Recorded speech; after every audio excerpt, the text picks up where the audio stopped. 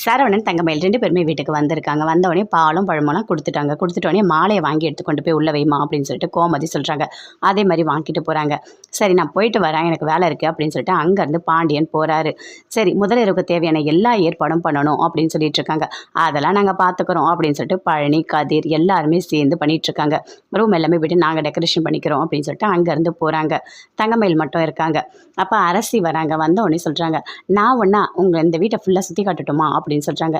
விடுடி இப்பதானே வந்திருக்கா, இன்னும் கொஞ்ச நேரம் ஆகட்டும், விடு கொஞ்சம் ரெஸ்ட் எடுக்கட்டும், நீ போமா அப்படின்னு சொல்றாங்க.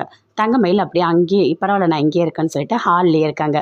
அங்கேருந்து ராஜி வராங்க. வந்தவொடனே அப்படியே பேசிகிட்டே இருக்காங்க. என்ன உங்கள் வீட்டுக்கெலாம் உன்னால் போகவே முடியாது இல்லை அப்படின்னு சொல்லிட்டு ராஜிக்கு பயங்கரமாக கோவம் வருது. அதுக்குள்ளே தங்கமயிலோட அம்மா ஃபோன் பண்ணுறாங்க. அம்மா தான் கூப்பிடுறாங்க அப்படின்னு சொல்லிட்டு தங்கமயில் சொல்கிறாங்க. சொல்லுங்கம்மா அப்படின்னு சொல்லிட்டு, இல்லை உன்னை நல்லா பார்த்துக்கிறாங்களா, எப்படி இருக்க அப்படின்னு சொல்லிட்டு கேட்குறாங்க. நல்லா தாம்மா பார்த்துக்கிறாங்க, இன்னும் நான் அவர்கிட்ட சரியாக பேசலம்மா, டைமே கிடைக்கல அப்படின்னு சொல்கிறாங்க. வீட்டில் இருக்க எல்லோரும் நல்லா தாம்மா பார்த்துக்கிறாங்க.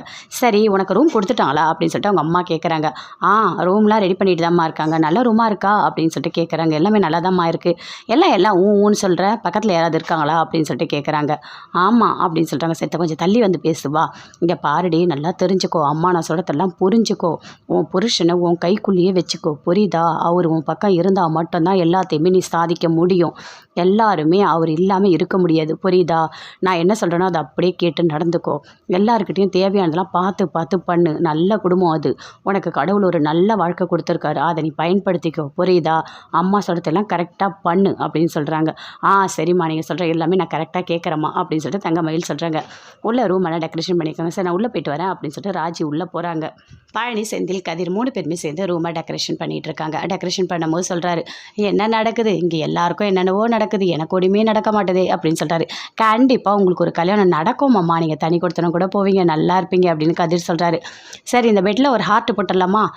போட்டுடலாம். சரி ஹார்ட்லாம் சூப்பராக இருக்குது, அழகாக இருக்குது போல், ஒரு அம்பு விட்டுடலாமா அப்படின்னு சொல்கிறாரு. அதெல்லாம் ஒன்றும் வேண்டாம், அவங்களோட இனிஷியலை போட்டுடலாம் அப்படின்னு சொல்லிட்டு கதிர் சொல்கிறாரு. அதே மாதிரி போடுறாங்க. போட்டுட்டு எல்லா வேலையும் முடிஞ்சிச்சு. சரி இது ஏன் பால் பழம் இவ்வளோ எல்லாமே வைக்கிறீங்க அப்படின்னு சொல்லிட்டு பழனி கேட்குறாரு. அதெல்லாம் சும்மா ஒரு சம்பிரதாயமாம்மா அப்படின்னு சொல்லிட்டு கதிர் சொல்லிட்டு இருக்காரு. கதிர் மட்டும் இருக்கார். சரி ஃபோன் வந்துடுச்சு அப்படின்னு சொல்லிட்டு செந்தில் அங்கேருந்து போகிறாரு. பழனியும் அங்கேருந்து போகிறாரு. ராஜி வராங்க. ரூம் எல்லாம் ரெடி ஆகிடுச்சான்னு சொல்லிட்டு அப்படியே பார்க்குறாங்க. ரொம்ப அழகாக இருக்குது, அந்த பெட்டை ரொம்ப அழகாக இருக்குன்னு அப்படியே பார்க்குறாங்க. நீ என்ன இங்கே பண்ணுற அப்படின்னு சொல்லிட்டு கதிர் கேட்குறாரு. ஒன்றும் இல்லை, அந்த டெக்கரேஷன்லாம் முடிஞ்சிடுச்சான்னு பார்க்குறதுக்காக வந்தேன் அப்படின்னு சொல்லிட்டு ராஜி சொல்கிறாங்க. நல்லா இருக்குது அப்படின்னு சொல்லிட்டு அப்படியே தெரியாமல் விழுந்துட்டாங்க. அப்படியே அந்த பூவெல்லாம் களைஞ்சிடுச்சு. ஐயோ பூவெல்லாம் களைஞ்சிடுச்சு அப்படின்னு சொல்லிட்டு கதிர் அப்படியே பார்க்குறாரு. ராஜியும் சரி இருங்க 2 பேரும் சேர்ந்து சரி பண்ணலாம்னு சொல்லிட்டு 2 பேருமே சேர்ந்து அப்படியே ரெடி பண்ணிட்டு இருக்காங்க. அப்போ தலை அப்படியே இடிச்சிடுச்சு. கதிர் அப்படியே ராஜியை பார்க்குறாரு, ராஜி அப்படியே கதிர் பார்க்குறாங்க. இங்கே என்ன நடக்குது அப்படின்னு சொல்லிட்டு மீனா வராங்க. ஒன்றும் இல்லைக்கா அப்படின்னு சொல்லிட்டு ராஜி அங்கேருந்து ஓடுறாங்க. எல்லாருமே அங்கேருந்து போயிட்டாங்க. மீனா பார்க்குறாங்க.